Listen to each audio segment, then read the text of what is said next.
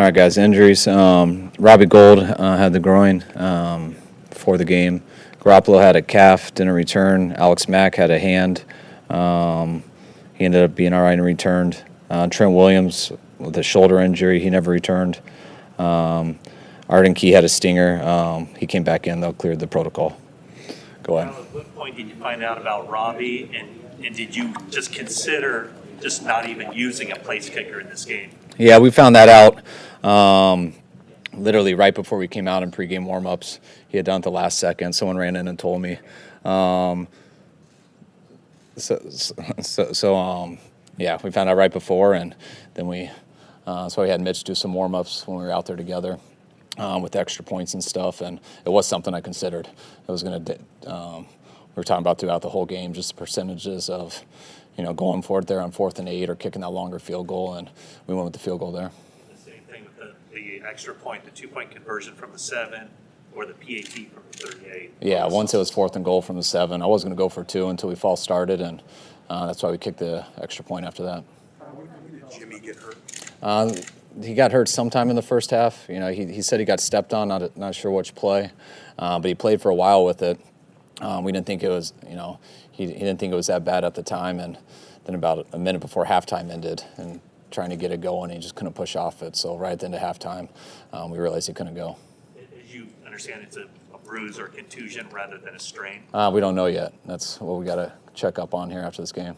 When Trey goes in there, do you change? Obviously, the offense changes, but how much of your offense could you use there? You're not planning on. We have packages in for him and stuff, but the game plan wasn't built for him. And you do the openers, and all the second half adjustments, but didn't really realize that Jimmy wasn't going to come out till like the last minute. So we had to kind of make some moves on the fly and do some stuff that he was comfortable with, and thought we got better at it as it went. What's your assessment of Trey Lance's first extended regular season action? Some good, some bad. I thought he went in there for the most part. He got thrown in not expecting to get in, and I thought he ran the ball well, hit some passes, obviously missed some passes, was in a tough situation there when we were down 2 scores. Did a good job moving the chains a couple times with his legs, but it looked like a typical first game. Obviously, the number 2 quarterback doesn't practice much, at least with the ones for sure. Is that basically, though, what you've seen in practice is what we saw there today? No, some parts of it. Trey's done a good job. I feel like he's getting better each week, but that's why he was this number 2 quarterback going into that game. What was your level of concern with Trent Williams? He looked like he was in a lot of pain and emotional coming out of that game. I'm concerned. For Trent to leave with a shoulder injury and not return, I hope it's all right, but that's all I know about it. Your defense was so dominant for most of the first half. What adjustments did the Seahawks make, or what did you guys not do as well the rest of the game? I thought we, having that turnover on special teams definitely hurt them. I think that's what it was there in the second half. Coming out there early, they got a big play, I think, on their first drive. But I thought the defense was strong. They kept them off the scoreboard in the first half, and they gave up some scores in the second. But watching just how they were, I know they made 2 big third downs that we got them off the field on, but they converted with calling the offsides on us, and then that PI. So those were 2 really big plays that were hard to overcome. Kyle, what was your level of disappointment just going into the half at 7-7 based on the way that had gone? I was disappointed. I think it was like 220 yards to like 80. So when it's like that, you definitely have more points to show for it. I think we missed a field goal on 1, and then we had an interception on 1 drive, and then we stalled out on our final 3 drives. But when you're moving the ball like that, you definitely want to have more points than 7. How frustrating are those third down penalties? Extremely frustrating. You fight really hard to get to there, and guys are competing, and I didn't get a chance to see whether he was offsides or not. So, the guy's right there, so I don't know how you can mess it up, so I'm sure he was. The PI was real frustrating, though. What was your thought process on that trick play to Patrick? Just how their middle third safety was getting out of the field every time we tossed the ball, and worked like we wanted it to, but Jamal Adams sniffed it out from underneath and just chased him and caught up to it. I was hoping to get a call on that one. You think you should have been a call on that one down the field? That's up to those guys, but that's what it looked like on the scoreboard. That's what it looked like live, and looked very similar to their third down that they called on Trey. If Jimmy cannot play Sunday, What does this week look like? Is it an urgency to try to get Trey ready? What do you do this week? Yeah, I mean, we'll find out about Jimmy probably later tonight, or at least I will, maybe tomorrow morning. But yeah, I mean, it'll be to study Arizona and put in the best game possible for him. Was there any concern about Kittle's status? He kind of got bent back real awkward on that one play. Yeah, and I know he made it through the game, which is encouraging. But he's done that before, and it's been something that's been worse later. So I know he was banged up going into that game. Not sure what happened exactly on that play. It didn't hold him out, so he was able to come back in. But we'll see when they clear up in there. Did you know going into the locker room that Trey was going to be the quarterback coming out of the locker room? No, I didn't. It was at halftime that Jimmy said that he was having trouble. Yeah. It really towards the end of halftime. What do you do at that point with Trey? Is it Rich and Trey just getting together real fast? Yeah, halftime's so short anyways, but, we didn't get to spend much of it doing that because Jimmy was getting evaluated and we weren't expecting it, and then it happened, and obviously it had to because if Jimmy can't go in, it's because he can't. He never takes himself out, so...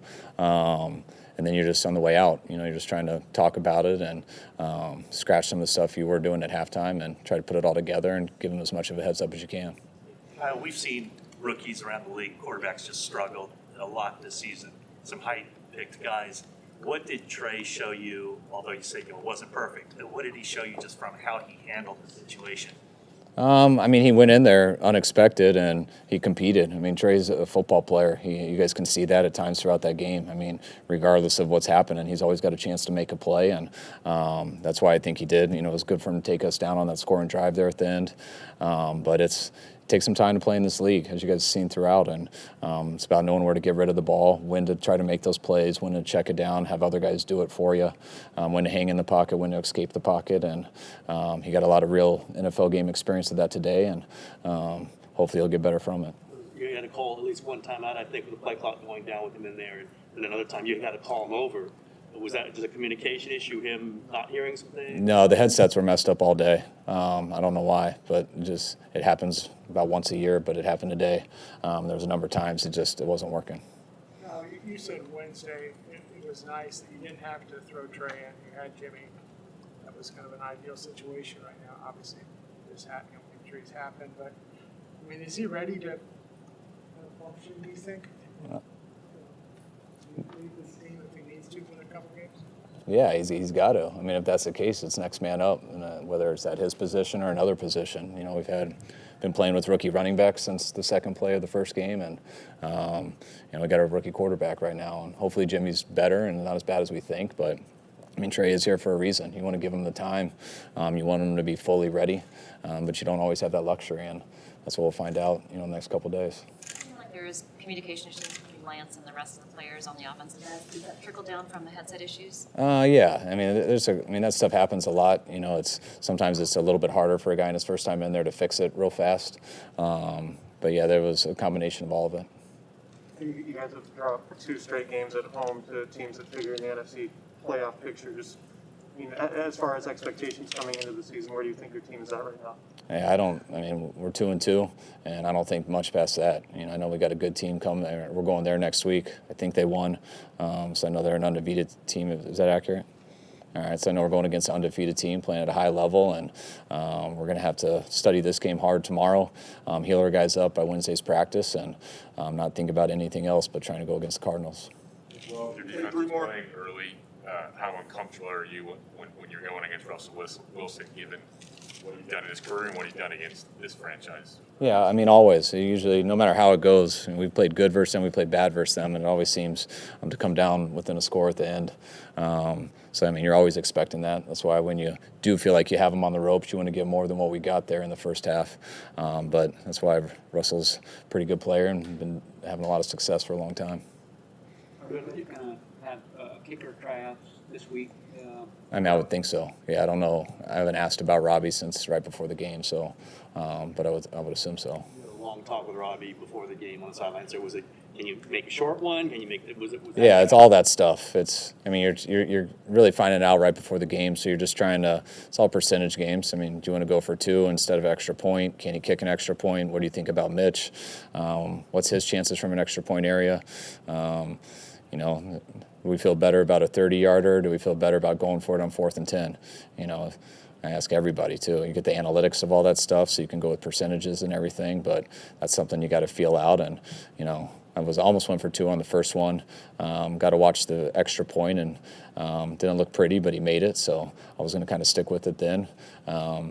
Then watched the field goal that looked all right, but it didn't go in. So then I was going to go for 2 the next time. So just basing it off of watching how he is and how he's going, and trying to play the percentages on what gives you the best chance to score. Did you even practice that? Last one, guys. Practice? What's that? Did you even practice that and practice other? Yeah, they do on the side, but Mitch is also our holder, so that's something that Juice always got to be ready for too in case something happens. But that's something that they're always working on the side, but nothing that you're doing in team periods or anything. All right, thanks, guys.